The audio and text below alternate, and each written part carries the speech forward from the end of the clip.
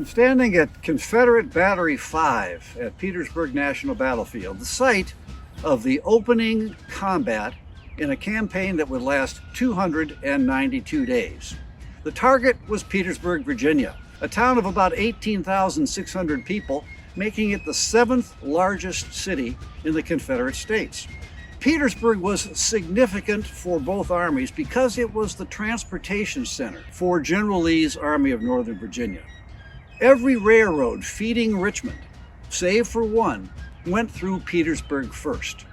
And therefore, it was an important target for Ulysses S. Grant and his Army group of the Army of the Potomac and the Army of the James in the late spring of 1864.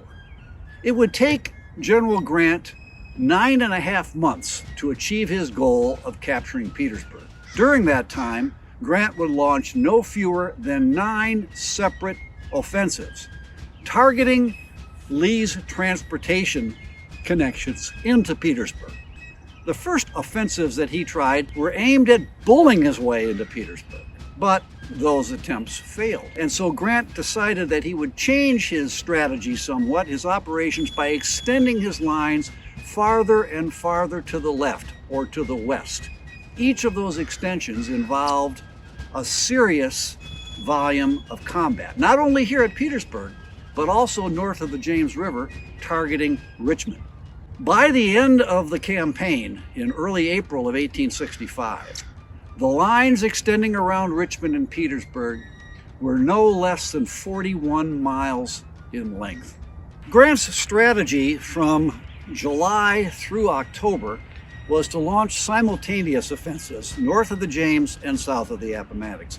He did this because he realized that General Lee did not have a sufficient number of troops to cover both extensions of his flanks. The most famous of the combat is the third offensive, which involved the Battle of the Crater on July 30th, 1864.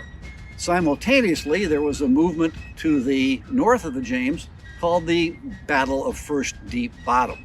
There was one offensive about every month. In August, there was the 4th offensive. In September, there was the 5th offensive. In October, there was the 6th offensive.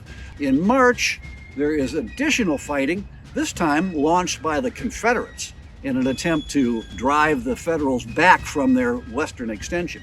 What happens in a nutshell is that Lee is stretched out to his flanks. He cannot drive the Federals back.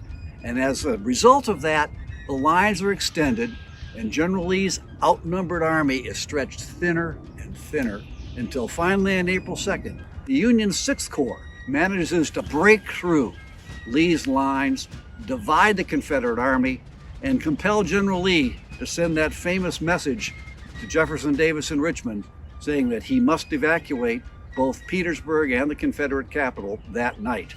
And of course, by the next morning, Lee was gone, and 6 days later, General Lee will surrender to General Grant at Appomattox Courthouse. So the combat for Petersburg was critical to the outcome of the war.